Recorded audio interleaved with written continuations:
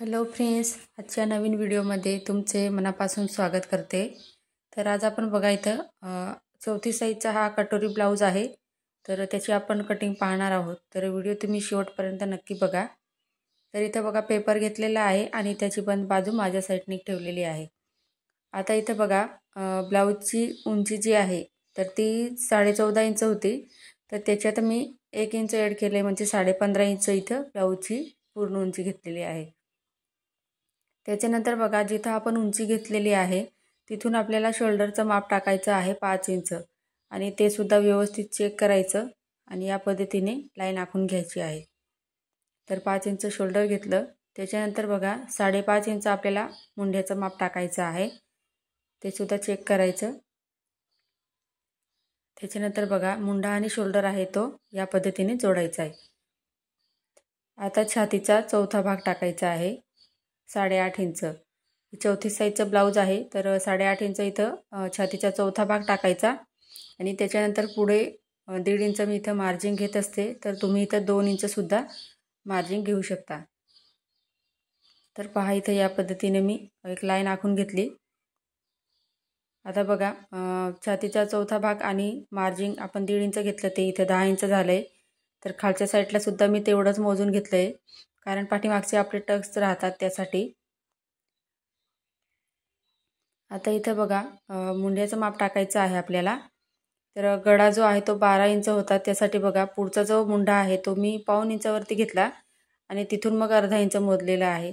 तेवढंच आपल्याला इथं मुंड्याचं माप टाकायचं आहे, कारण गळा 12 इंचचा आहे या ब्लाऊजचा, त्यासाठी।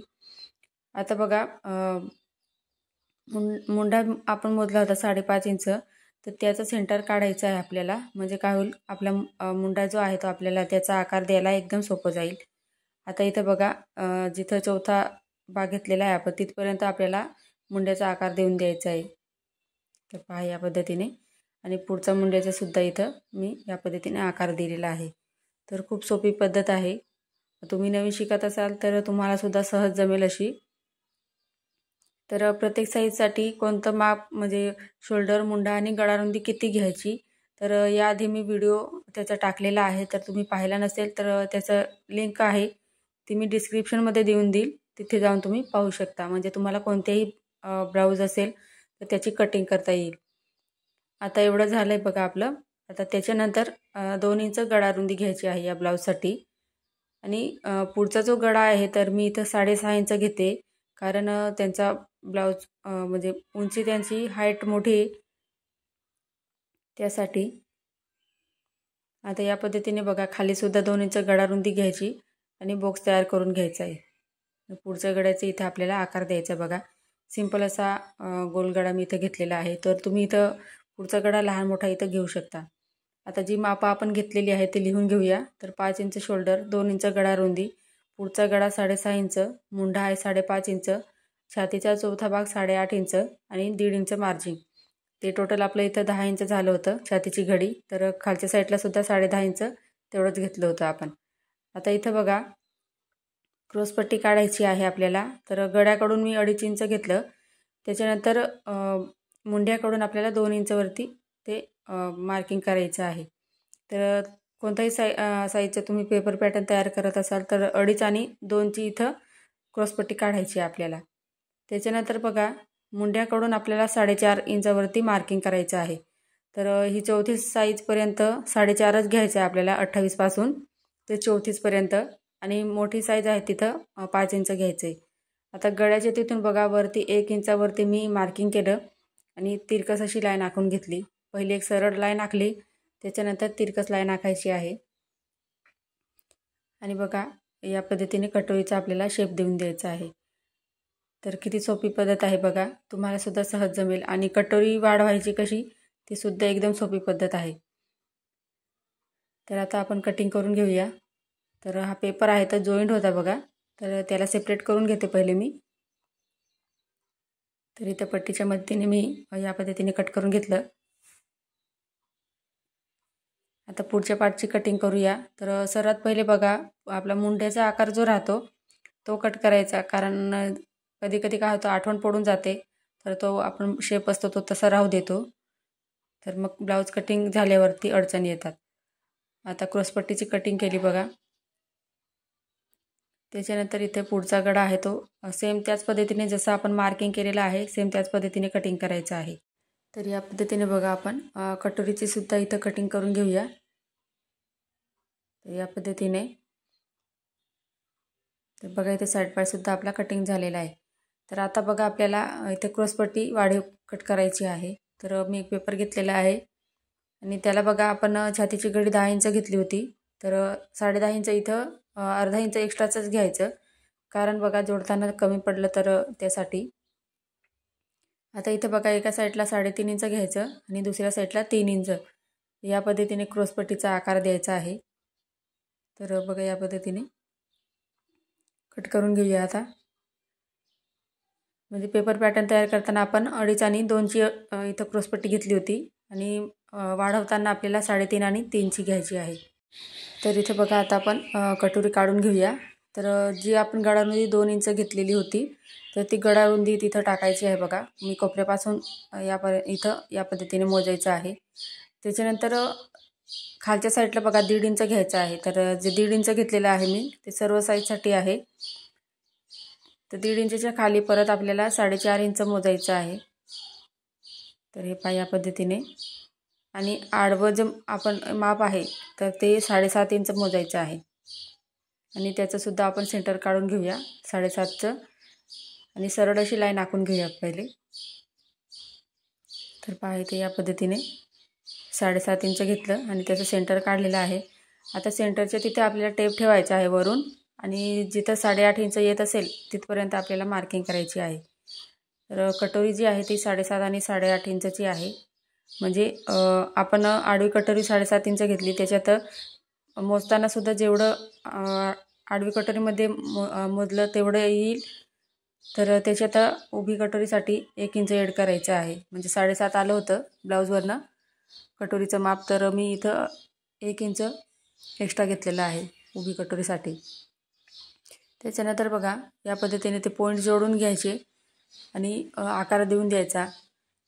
आता इथे बघा साईड पार्ट आहे तो कटोरीपेक्षा किंचित थोडासा मोठा आहे. तर आपल्याला काय करावं लागेल, कटोरीला वाढवावं लागेल खाली. तर साईड पार्टपेक्षा कटोरी जी आहे ती अर्धा इंच जास्तीची घ्यावी लागते. तर पहा मी इथे वाढवून घेतलेली आहे. तर या पद्धतीने तुम्ही सुद्धा एकदा नक्की ट्राय करा. एकदम परफेक्ट असा ब्लाऊज बसतो, कुठेही काही अडचणी येत नाही. तर आता बघा जसं आपण इथे मार्किंग केलेलं आहे सेम त्याच पद्धतीने इथे कट करून घेणार आहोत. कुठे एक्स्ट्रा मार्जिन ॲड न करता आपण कट करून घेऊया. तर इथं बघा आडवी जी कटोरी आहे ती 7.5 इंच आणि उभी कटोरी आहे ती इथं आपण 8.5 इंच घेतली होती 34 साईजसाठी. तर असं नाही की हीच कटोरी आपल्याला 34 साईजसाठी लागेल. तर ही जी कटोरी आहे तर तुम्ही 36 साईजसाठी सुद्धा यूज करू शकता आणि 32 साईजसाठी सुद्धा यूज करू शकता. तर ब्लाऊजवरनं जर माप घेतला आपण तर त्याच्यानुसार कटोरी ही चेंज होत असते. तर बघा आता इथं पेपर पॅटर्न तयार झालं आणि मी इथं अस्तरचं कापड घेतलेलं आहे आणि जसं आपण पेपर पॅटर्न इथं तयार केलेलं आहे सेम त्याच पद्धतीने मी बघा जसं आहे तसं ठेवून घेतलं आणि अस्तरच्या खाली बघा अर्धा इंच आपलं कापड आहे ते सरळ बाजूने करून घेतलं आहे, म्हणजे खालीवर राहणार नाही आपलं त्यासाठी. आता जिथं आपले पार्ट आहे ते जिथं मावत असतील तिथं आपल्याला या पद्धतीने ठेवून घ्यायची आहे आणि मार्किंग करून घ्यायची आहे.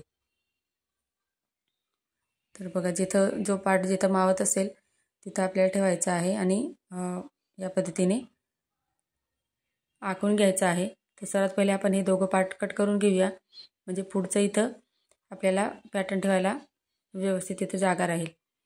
तर इथं बघा बाहीची कटिंग दाखवली नाही कारण या ब्लाऊजला डिझाईनची बाही आहे. तर त्याचासुद्धा व्हिडिओ मी लवकरच टाकणार आहे, तर त्याच्यात तुम्ही पाहून घ्यायचं आहे. तर हे या पद्धतीने आता कटिंग करून घेतलं. आता आपली इथं क्रॉसपट्टी आणि आपण कटोरी काढणार आहोत. तर क्रॉसपट्टी बघा इथं या पद्धतीने ठेवली मी. तर पॅटर्न जे आपण इथं तयार केलेले आहे तर ते जसे आहे तसे ठेवायचे आहे. त्याच्यात कुठलीही मार्जिन ॲड न करता आपल्याला सेम त्याच पद्धतीने कटिंग करून घ्यायचं आहे अस्तरचं कापड. आता इथं कटोरी ठेवूया बघा. तर कटोरी जी आहे ती तिरकस धाग्यामध्ये ठेवायची नेहमी. हे लक्षात ठेवायचं. बघा कापड चेक करून घ्यायचं आणि व्यवस्थित ठेवायचं आहे. तर बघा मी या पद्धतीने ठेवते. सर्वात पहिले कटोरी जी आपण कट केली होती ती चेक करायची राहिली होती, ती चेक करून घेतली बघा. आता या पद्धतीने ठेवायचं आहे आणि सेम जसा आहे तसा आखायचा आहे आपल्याला. कुठलीही मार्जिंग ॲड न करता इथं कट करून घेऊया. हे बघा या पद्धतीने कटोरीसुद्धा कट झाली. आता आपल्याला मेन कापडावरती कटिंग करायची आहे. तर डिझाईनचं बाह्य आहे, पफ स्लीव्ज आहे मोठी. तर त्यासाठी मी व्हिडिओ जो आहे तो लवकरच चॅनलवर अपलोड करेल, तर तो सुद्धा तुम्ही पाहायचा आहे. आता इथे बघा ब्लाऊजची जो तो कापड आहे त्याची डिझाईन वरच्या साईडने आहे बघा. तर पुढचे पार्ट आहे ते सुद्धा मला या पद्धतीने ॲडजस्ट करून ठेवावे लागतील आणि त्याच्यानुसार इथं ब्लाऊज कटिंग करावं लागेल. तर सर्वात पहिले पाठीमागचा जो पार्ट आहे तो इथं मी कट करून घेते बघा. तर अर्धा इंचची मार्जिन सोडूनच आपल्याला इथं सर्व पार्ट आहे ते कट करायचे आहे. आता बघा बाकीचे पार्ट आहे तर ते जिथं त्यांना ॲडजस्ट करून ठेवता येईल त्याच पद्धतीने आपल्याला ठेवायचे आहे बघा. तर बघू शकता इथं जिथं ॲडजस्ट होत आहे मी त्याच पद्धतीने ठेवते. कारण मला बाहीसाठी सुद्धा कापड एक्स्ट्राचं लागणार आहे. त्याच्यासाठी मग जिथं ॲडजस्ट होत असेल तिथं मी ठेवणार आहे. तर बाही इथं चेक करून घ्यायची पहिले, म्हणजे आपल्याला कापड किती आहे ते लक्षात येईल. तर इथं मी चेक करून घेतलं. बाहीसाठी भरपूर कापड उरतो आहे. तर आता हे पार्ट आहे ते जिथं ठेवता येत आहे, जिथं मावत आहे तिथं मी ठेवते आणि या पद्धतीने बघा व्यवस्थित ठेवून घेतले. आता कटिंग करून घेतले बघा.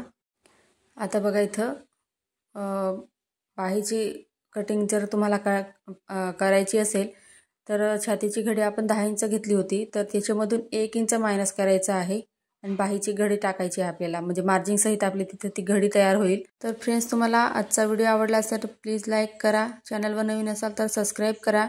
पुढचा व्हिडिओ तुम्हाला कोणत्या टॉपिकवर पाहायचा आहे ते सुद्धा मला नक्की कळवा. धन्यवाद.